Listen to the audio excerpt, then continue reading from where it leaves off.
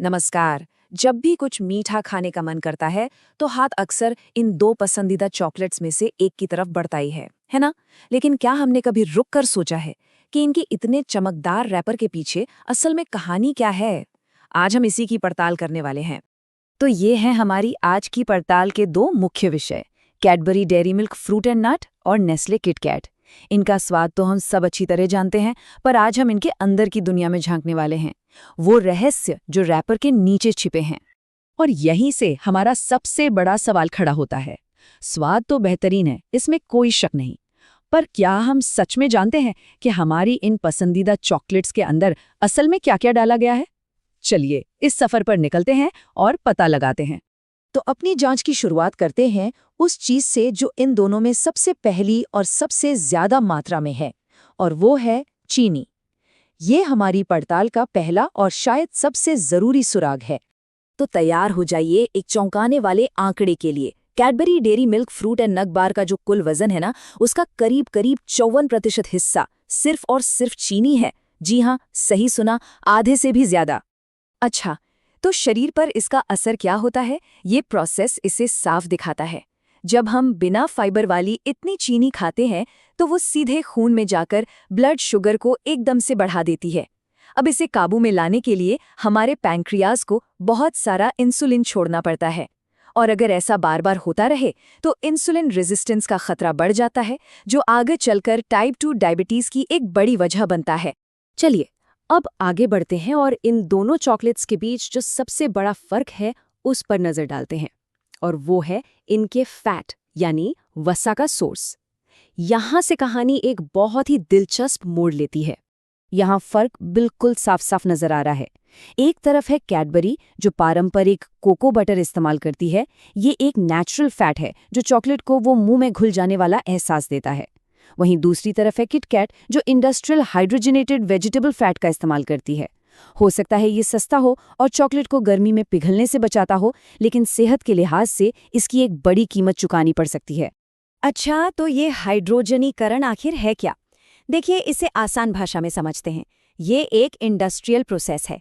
इसमें क्या होता है कि लिक्विड वेजिटेबल ऑयल में हाइड्रोजन गैस को जबरदस्ती डाला जाता है ताकि वो ठोस बन जाए, और बस इसी प्रोसेस के दौरान हमारी कहानी के असली विलन यानी कि ट्रांस फैट का जन्म होता है।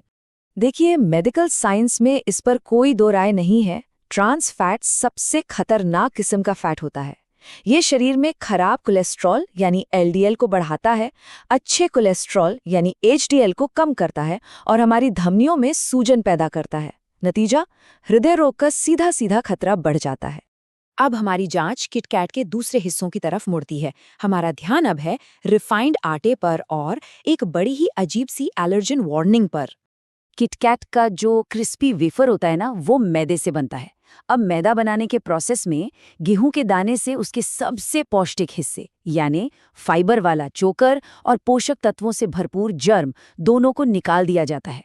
तो जो बचता है वो सिर्फ स्टार्च है, मतलब पोषण के नाम पर लगभग कुछ भी नहीं।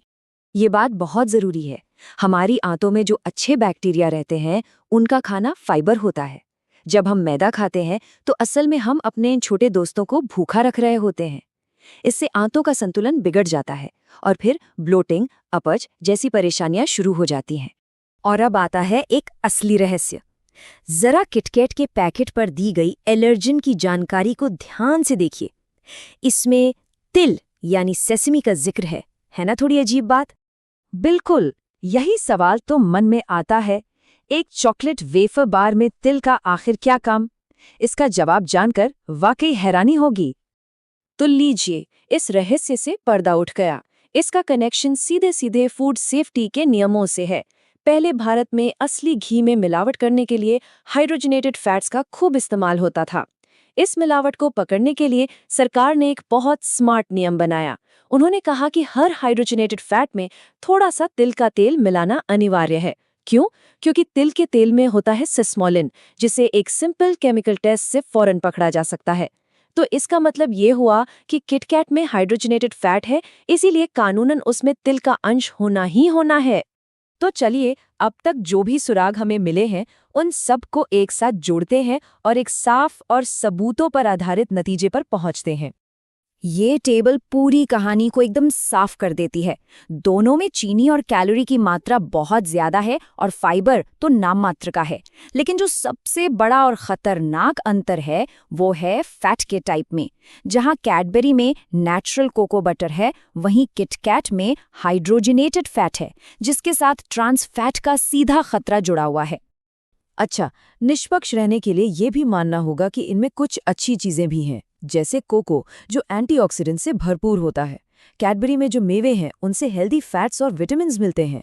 और किटकैट में जो सोया लेसिथिन है वो कोलिन का एक अच्छा सोर्स है जो हमारे नर्वस सिस्टम के लिए ज़रूरी है।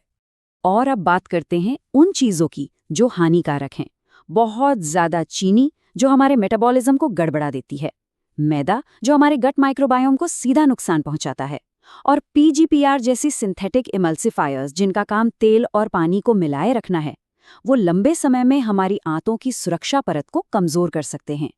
और अब सबसे ज़रूरी बात, वो कौन सी एक चीज़ है जिसे हमारे खाने में बिल्कुल बिल्कुल भी नहीं होना चाहिए? जवाब है इंडस्ट्रियल तरीके से बना hydrogenated vegetable fat. World health organisation से लेकर दुनिया भर की स्वास्थ्य संस्थाएं एक मत हैं कि आर्टिफिशियल ट्रांस फैट के लिए हमारे खाने में कोई जगह नहीं है। तो इस पूरी जांच पड़ताल से हमें क्या मिला? सिर्फ जानकारी नहीं, बल्कि वो ताकत जिससे हम एक बेहतर चुनाव कर सकते हैं। देखिए, यहाँ मकसद ये बिल्कुल नहीं है कि मीठा खाना ही बंद कर दिया जाए। असली मकसद है लेबल को पढ़ने की आदत डालना, उसे समझना, ताकि हम जो भी खाएं एक सोचा समझा फैसला ले सकें। तो अब ये सवाल सबके लिए है। जब रैपर के पीछे की ये सच्चाई पता चल गई है, तो क्या आप किसी भी फूड लेबल को उसी पुरानी नज़र से देखा जा सकेगा? अगली बार जब कोई चीज़ खरीदें तो उसे पलटकर उसके इंग्रेडिएंट्स ज़रूर देखें। यकीन मानिए, जो पता चलेगा वो शायद हैरान कर दे।